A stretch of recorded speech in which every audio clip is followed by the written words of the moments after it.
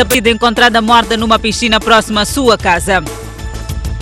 A FMI prevê que Moçambique tenha a maior subida de dívida pública da África subsaariana. Moçambola será disputado no modelo de todos contra todos em 2 voltas.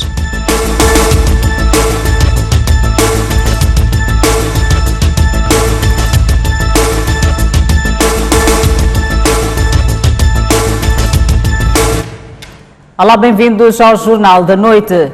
Criança desaparecida encontrada morta numa piscina na cidade de Maputo. A família suspeita que a menor tenha sido assassinada e atirada na piscina que fica mesmo em frente da casa da vítima. O alerta terá sido dado nas redes sociais. Rian Teixeira, 6 anos de idade, frequentava a 1ª classe. Desapareceu de casa numa manhã de quarta-feira e nesta sexta-feira foi encontrado morto e o corpo a flutuar nesta piscina desta moradia no bairro 3 de Fevereiro, na cidade de Maputo. Um incidente que está a chocar o bairro. A mãe da criança suspeita que seu único filho tenha sido vítima de assassinato. Encontramos o corpo ontem. Uma minha vizinha diz que ele entrou e trancou as portas e pôs umas coisas na piscina. Afinal de contas, era para aquilo ali. Parecia que o corpo já estava há bom tempo lá. Então ele queria matar meu filho. O menor terá sido visto pela última vez sentado nesta rampa da casa onde vivia com a avó.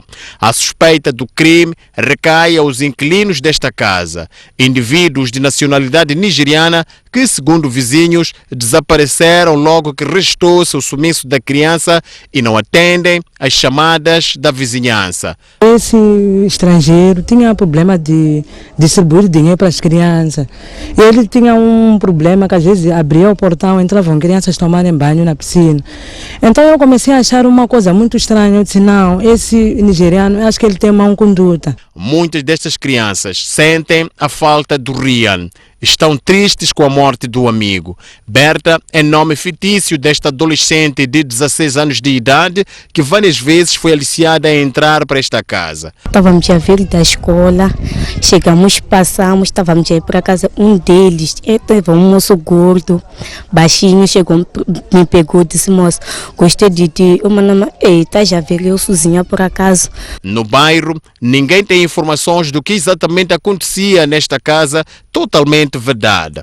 O que se sabe é que nas noites e madrugadas registava-se aqui movimento de entrada e saída de carros e que de dia tudo ficava calmo. A avó do Rian já vive o vazio deixado pela partida do neto. Isso aí é triste. Isso aí, mano, é muito triste. Era uma criança que sempre andava, ficava comigo. Eu não tenho marido, meu marido faleceu em 2001. Eu aqui, estou aqui, vazia. Os sonhos do Rian foram interrompidos. Familiares e amigos estiveram este sábado no cemitério de Ilhanguém, onde foram depositados os restos mortais do pequeno Rian. O caso já deu entrada ao Serviço Nacional de Investigação Criminal, Cernic. É já amanhã que o país assinala um mês após a passagem do Idai, o ciclone que deixou um rastro de destruição e mortes no centro do país. A mais recente atualização do INGC revela o aumento de mais uma vítima mortal, passando para 603 o total de mortos. Dados atuais que nós temos, e estes dados têm sido atualizados diariamente, apontam que já foram salvas 306.221 famílias, tanto afetadas. Isso corresponde a um universo de 1.514.662 pessoas. Estão feridas 1.642 pessoas e, infelizmente, 603 óbitos. O ciclone Idai igualmente não poupou a área de infraestruturas, tendo sido afetadas 3.504 salas de aulas, o que compromete, portanto, a um universo de 335.132 alunos. Também há um registro de 55 centros de saúde. Para além dessas infraestruturas públicas, há igualmente registro de mais de 240.000 casas. Depois da tempestade, a bonança não chega na Beira. A falta de comida levou algumas vítimas a amontinarem-se hoje em frente ao edifício do governador de Sofala. As vítimas pedem transparência na distribuição de comida.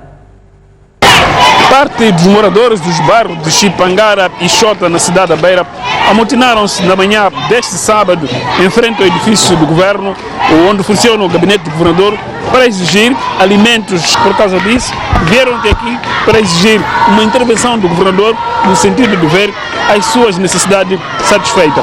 Vamos passar. Nossa preocupação é que estamos há uma semana na bicha de comida. Vieram registrar os nossos nomes há uma semana e vieram nos chamar para receber comida. Nós fomos lá 3 dias fazer juju, de manhã até a noite sem comer. Quando chega a hora de comer, de receber comida, nós não somos dados comida. Estamos a procurar saber o que se passa com a nossa lista. Dizem que nossa lista sumiu. Onde é que foi a lista? Quando chega a noite, a comida desaparece, não tem comida. Onde é que está essa comida? Porque o governo nos deu comida para nós. Ele é nosso pai. Então ele é que vai nos resolver. E manda nós. Nosso governador. Ele vai nos dirigir hoje. Ele que vamos. Nós queremos apoio, ajuda. Queremos falar com ele. Para nós queremos nosso direito. Se ele mandou, não é porque tem pena com a população dele. E criança morando na escola, por causa do bicho de comida, vire com cães para nós. E nós queremos saber, esses cães era para morder, era para girar, era para o quê? O que nós vimos aqui? Queremos saber de comida. A primeira lista, passaram nas casas, é para receber comida, não veio. A terceira lista, não tem. A quarta lista, não tem. Onde que estão nossas listas? Queremos saber, essas listas foram para quem? Momentos depois, o diretor provincial da Agricultura apareceu neste local e manteve um breve encontro com os manifestantes, a quem sensibilizou para retornarem às suas residências com promessa de que seriam contemplados no processo de distribuição de alimentos, e afirmou que a manifestação faz sentido, mas os afetados precisam de perceber que há prioridades. Mas há uma mistura daquilo ali, há uma mistura. Há pessoas, eles estão a confirmar mesmo aqui, que receberam produtos, estão aqui. Há pessoas que nem sequer receberam e estão aqui. Há pessoas que não receberam, mas que na verdade fazem parte do grupo-alvo, também estão aqui. Então, eu resumo, eu acho que a manifestação faz sentido. O mais importante é que temos que ter capacidade de filtrar isso, de modo, de facto, a satisfazer as pessoas que são vulneráveis. Mas, mais uma vez, alguém dizia que, olha, faltamos nós, porque todos nós fomos arrasados. Mas numa situação em que há limitação de recursos, temos que começar para aqueles que são vulneráveis. Faz sentido, eu acho que é racional isso. Até a altura que a nossa equipa de reportagem abandonou o edifício do governo, cerca das 12h30, os manifestantes encontravam-se ainda de frente do edifício, mesmo depois de terem sido prometidos pelo diretor provincial da Agricultura que o problema, que as suas preocupações seriam resolvidas. A partir da cidade da Beira, e com imagens de Emanuel Chicava, Francisco Raiva, STV. No distrito de Moaza, a comida e os medicamentos chegaram pela primeira vez às vítimas, um mês depois da passagem do ciclone Idai.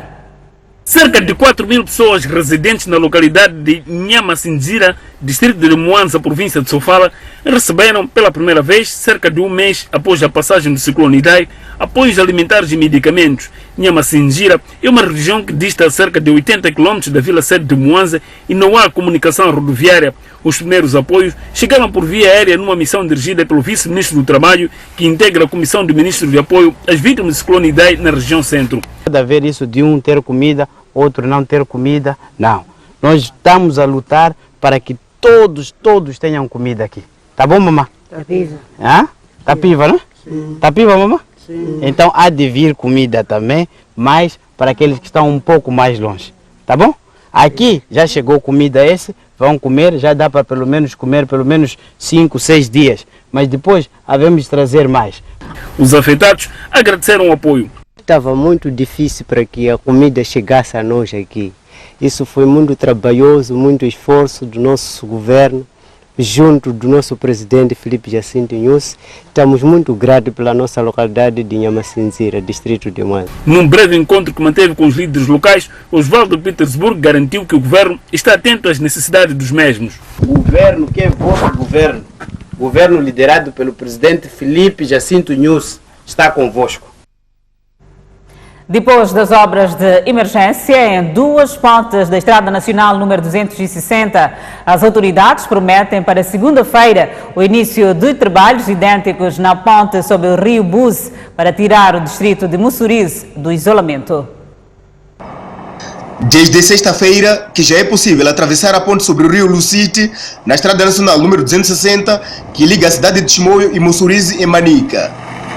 Mas o mesmo já não se pode dizer em relação à ponte sobre o rio Buse, que ficou destruída pelas cheias que se seguiram ao ciclone Idai, impossibilitando a circulação de viaturas naquela via.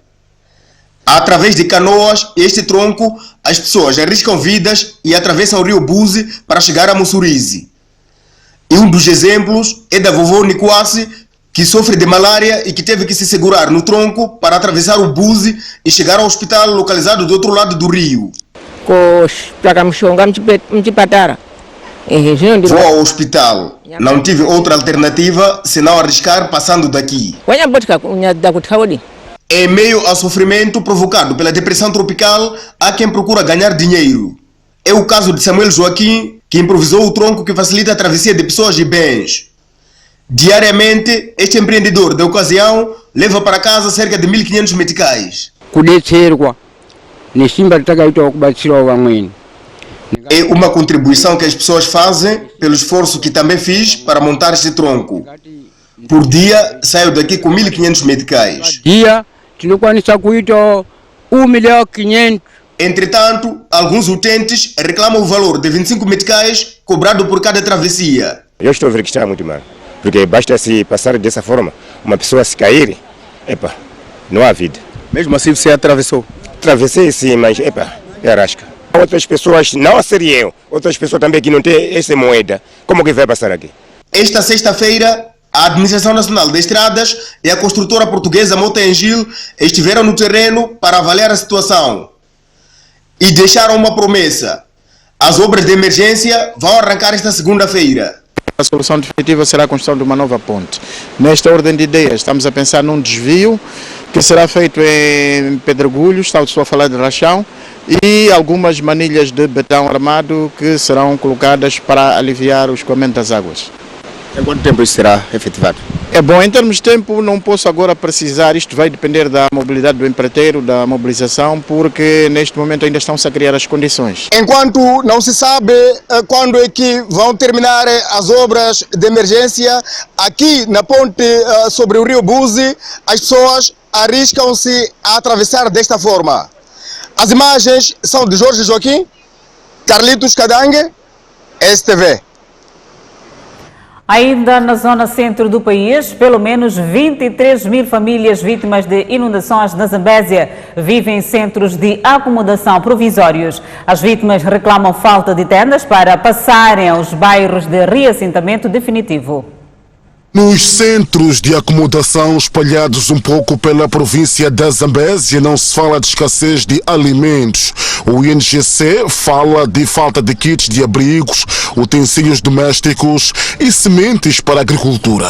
Esta é a grande tarefa que nós temos nos próximos dias, tirar as pessoas dos centros de acomodação para os sítios definitivos. Para tal, temos essa grande necessidade que é de lonas ou tendas, lajes, rolos plásticos, por causa do saneamento do meio, porque em termos de água, eu penso que já está sendo feito um trabalho.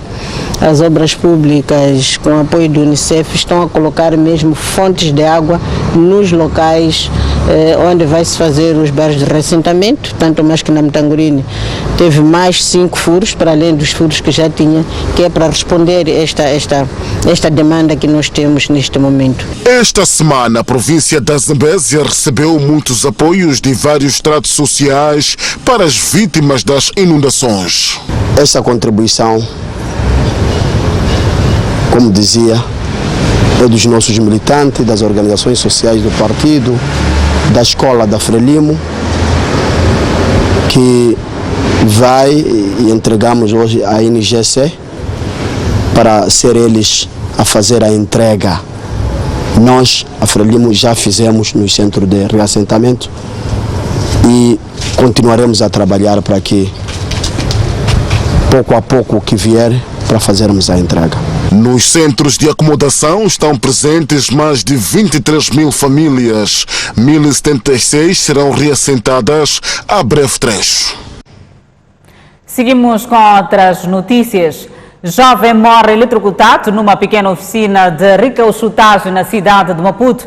O caso aconteceu no início desta semana. Aquilo que era para ser mais um dia normal de trabalho transformou-se em tragédia neste estabelecimento de reparação de pneus no bairro Spamanini. Eduardo Ricardo Chipilo, de 19 anos de idade, caiu inanimado após ser eletrocutado quando reparava pneus neste local, onde fazia trabalhos para custear suas despesas escolares.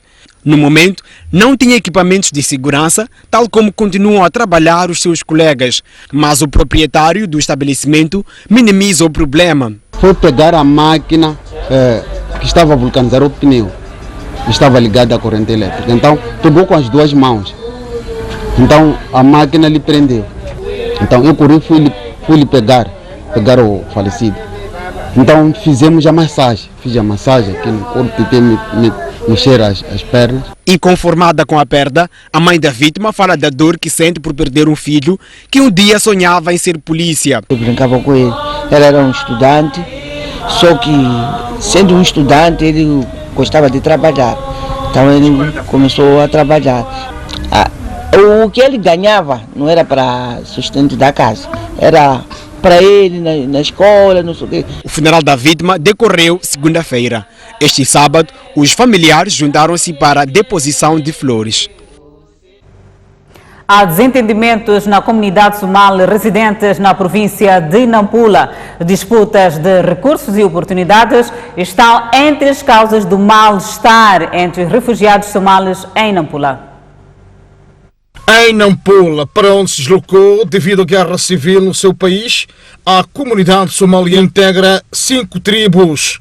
Parte destes deixaram o centro de Maratani e instalaram-se na cidade, onde desenvolvem principalmente a atividade comercial. De acordo com os somalis, os desentendimentos já vêm há cerca de 3 anos, mas agora tendem a ganhar outros contornos. Em questão está a alegada disputa de influências na arena governamental e política. Existe um grupo de tribos somalianos que tomaram a decisão de dominar todos os somalianos para não ter palavra à frente do governo. Eles podem tomar a decisão para o que eles podem fazer para outros tribos. A intenção deles é isso. Então essa reunião que estamos a fazer hoje aqui, para todos somalianos, nós temos um sistema que é federalismo, se é governo, se é tudo. Então esse grupo não precisa usar esse sistema. Para este académico, o grande problema está na integração.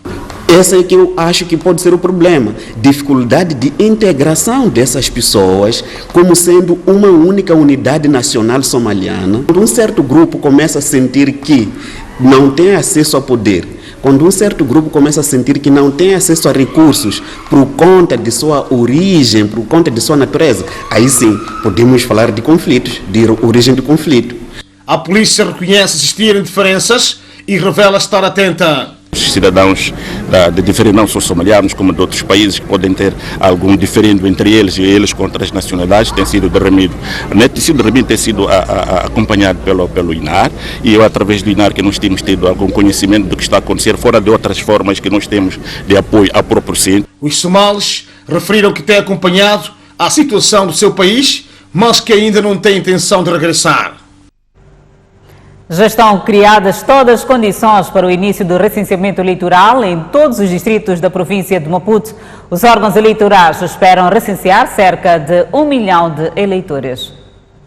A a província de Maputo está pronta para recenseamento. A garantia foi dada nesta sexta-feira pelo governador da província de Maputo, Raimundo Diomba, que também disse à imprensa que todo o material necessário já se encontra no terreno, de modo a garantir que o processo decorra sem sobressaltos a partir do dia 15. As estruturas que estão lidando a questão de recenseamento já estão no terreno. Todos foram distribuídos, o material foi distribuído, as máquinas foram verificadas e estão no terreno em condições para operar. O governante disse ainda que a província que dirige espera recensear mais de 1 milhão de eleitores. Mas desses, o grosso foi já recenseado no âmbito de eleições passadas, de 2018. Então agora vamos fazer a adição daquele número para atingir o número que já fiz referência, que são cerca de 494 mil pessoas somente. Então esses vão sair dos distritos que ainda não tiveram recenseamento no passado, e há algumas pessoas que tenham ficado ou que apareceram nos municípios onde houve recenseamento no ano passado. O recenseamento eleitoral irá decorrer de 15 de abril a 30 de maio de 2019 em todo o território nacional e de 1 a 30 de maio no estrangeiro. Convido a um breve intervalo, voltamos dentro de instantes. Até já. De volta ao Jornal da Noite. O custo de vida desacelerou em 0,11 pontos percentuais, fixando-se em 1,63% no terceiro trimestre deste ano. Os dados são do Instituto Nacional de Estatística. Beira foi a cidade mais cara no fecho do primeiro trimestre deste ano, ao registrar uma subida de preços na ordem de 4,13% contra 1,26% de Maputo e 0,65% de Nampula. No geral, e de acordo com o Instituto Nacional de Estatística, nos primeiros 3 meses de 2019, o país observou uma inflação de 1,63%, uma desaceleração em 0,11 pontos percentuais face ao trimestre homólogo, período em que a subida geral de preços situou-se nos 1,74%. As divisões de alimentação, bebidas não alcoólicas, habitação, água, eletricidade, gás e outros combustíveis foram responsáveis pela tendência geral de subida de preços. O mês de março foi o pico da inflação ao longo do primeiro trimestre deste ano, com o custo de vida aumentar para 0,67%. Da análise da inflação por produto, destaca-se a subida de preço do tomate em 10,6%, eletricidade em 21,7%, carvão 6,3%, cebola 6,5%, feijão manteiga em 4,4%, couve em 4,6% e das consultas em clínicas em 5,1%. Estes contribuíram no total da inflação mensal com cerca de 0,55 pontos percentuais positivos. O Fundo Monetário Internacional prevê que Moçambique deverá registrar a maior subida da dívida pública da África subsaariana este ano. Contudo, o crescimento econômico deverá ser superior aos 3,3% registrados em 2018. O estoque da dívida pública moçambicana deverá situar-se nos 124,5% do produto interno bruto em 2019, contra 100,4% do registro do ano passado, tornando-a cada vez mais insustentável. Trata-se da pior subida a nível dos 45 países da África subsaariana analisados pelo FMI, cujo relatório foi divulgado na passada sexta-feira. As previsões do FMI indicam ainda que a capacidade moçambicana de saldar as dívidas será ainda mais fraca, sendo que em 2020 a dívida moçambicana deverá situar-se em 119,9%. Com este nível insustentável, o FMI exorta o governo moçambicano a proceder com a reestruturação da mesma, devendo por isso focar-se em investimentos públicos eficientes, distribuição de recursos e decisões orçamentais orientadas para o crescimento e na mobilização de rendimentos e receitas. Entretanto, e apesar da subida acentuada da dívida, a economia moçambicana deverá acelerar em torno de 4% este ano, contra 3,3% de 2018. Outro dos pontos positivos, segundo o FMI, tem que ver com o atual modelo de comunicação, transparência nos campos jurídicos e legislativo, o que tem ajudado a reduzir a frequência da tomada de decisões imprevistas de política monetária. Refira-se que o Fundo Monetário Internacional suspendeu a assistência financeira direta ao orçamento do Estado em 2015, na sequência da descoberta das chamadas dívidas ocultas. E na página internacional, os militares que derrubaram Omar al-Bashir no Sudão dizem que não vão entregar o ex-presidente ao Tribunal Penal Internacional. Al-Bashir é acusado por crimes de guerra, crimes contra a humanidade e genocídio.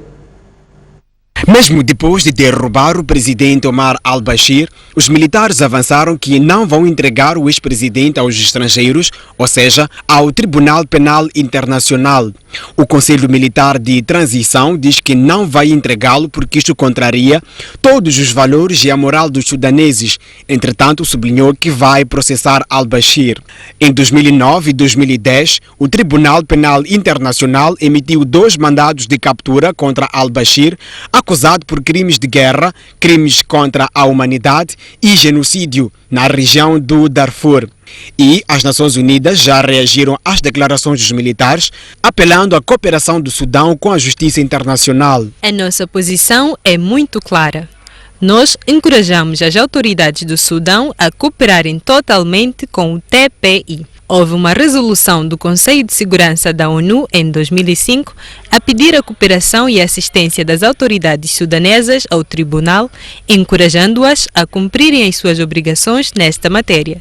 E sim, continuamos a encorajar o governo do Sudão a cooperar totalmente com o Tribunal Penal Internacional. O conflito do Darfur resultou na morte de 300 mil pessoas e obrigou 2,5 milhões a deslocarem-se. Os sudaneses não escondem a alegria pela destituição de al-Bashir, ainda que, para já, pouco ou nada tenha mudado no país. Protestos contra o presidente interino da Argélia resultaram na detenção de 180 manifestantes. Há registro de 83 polícias feridos. Na última quinta-feira, os argelinos marcharam no centro da capital, exigindo a saída do presidente interino do país, um dia depois deste ter marcado as eleições presidenciais para 4 de julho.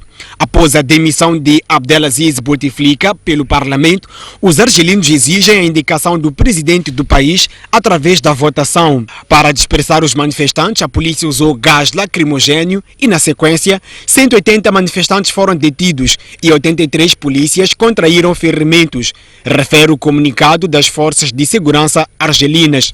Ben Salah, presidente interino da Argélia, é um seguidor de longa data do ex-chefe de Estado Abdelaziz Bouteflika, que foi demitido da presidência no início do mês. Em consulta aos políticos e à sociedade civil, Ben Salah anunciou que pretende criar uma instituição independente para que as eleições sejam justas e transparentes. Convido a um breve intervalo, mas antes a previsão do estado do tempo para amanhã. Para a zona sul do país, prevê-se Maputo, 35 de máxima, 21 de mínima, Xai-Xai, 31 de máxima, 21 de mínima, Inhambane, 29 de máxima, 23 de mínima. Centro do país, Beira, 30 de máxima, 23 de mínima, Quilimane, 32 de máxima, 24 de mínima, Chimoio, 27 de máxima, 17 de mínima, Tete, 33 de máxima, 24 de mínima. Por fim, a zona norte do país, Nampula, 30 de máxima, 22 de mínima, Pemba, 31 de máxima, 24 de mínima, Lixinga, 24 de máxima, 17 de mínima.